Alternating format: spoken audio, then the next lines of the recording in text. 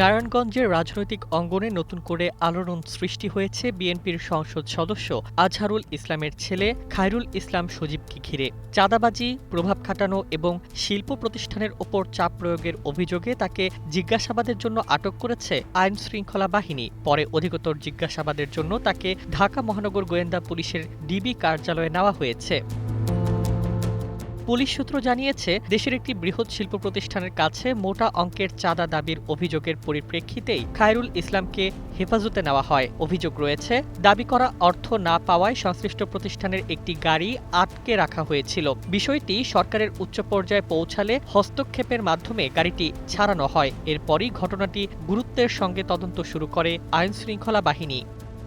Nova LED TV, ঝকঝকে ছবি, নিখুঁত শব্দ, ৫ বছরের ওয়ারেন্টি। নোভা মানি সঠিক মান, নিশ্চিত সেবা। খায়রুল ইসলাম শুধু একটি অভিযোগের কারণেই আলোচনায় আসেননি। স্থানীয় পুলিশ, শিল্প কারখানা মালিক এবং বিভিন্ন সূত্রের দাবি, সিদ্ধিরগঞ্জ, সোনারগাঁ ও কাঁচপুর এলাকার একাধিক শিল্প প্রতিষ্ঠানের কাছ থেকে দীর্ঘদিন ধরে নিয়মিত চাঁদা আদায়ের অভিযোগ রয়েছে তার বিরুদ্ধে। অভিযোগ অনুযায়ী চাহিদামতো অর্থ না পেলে কারখানার পণ্যবাহী যানবাহন আটকে রাখা হতো। এছাড়া প্রভাব খাটিয়ে দখল বাণিজ্য, ঝুট ব্যবসা নিয়ন্ত্রণ এবং বিভিন্ন অর্থনৈতিক কর্মকাণ্ডে হস্তক্ষেপের অভিযোগও উঠেছে তার বিরুদ্ধে।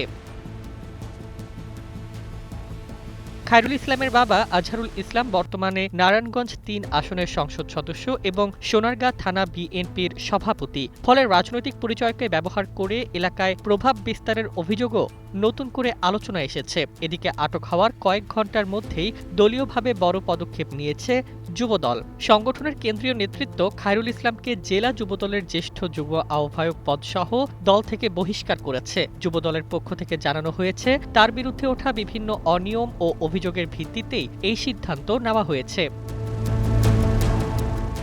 ঢাকা মহানগর গোয়েন্দা পুলিশের কর্মকর্তারা জানিয়েছেন, খায়রুল ইসলামের বিরুদ্ধে ওঠা অভিযোগগুলো গুরুত্বের সঙ্গে যাচাই করা হচ্ছে। তদন্তের স্বার্থে তাকে জিজ্ঞাসাবাদ করা হচ্ছে এবং প্রাপ্ত তথ্য প্রমাণের ভিত্তিতে পরবর্তী সিদ্ধান্ত নেওয়া হবে। রাজনৈতিক মহলের মতে, একজন সংসদ সদস্যের ছেলের বিরুদ্ধে এমন অভিযোগে আইনশৃঙ্খলা বাহিনীর এই পদক্ষেপ শুধু নারায়ণগঞ্জেই নয়, জাতীয় রাজনীতিতেও গুরুত্বপূর্ণ বার্তা বহন করছে। এখন সবার নজর তদন্তে আর কি তথ্য বেরিয়ে আসে এবং এই ঘটনা শেষ পর্যন্ত কোন দিকে মোড় নেয়। News desk, ২১ television.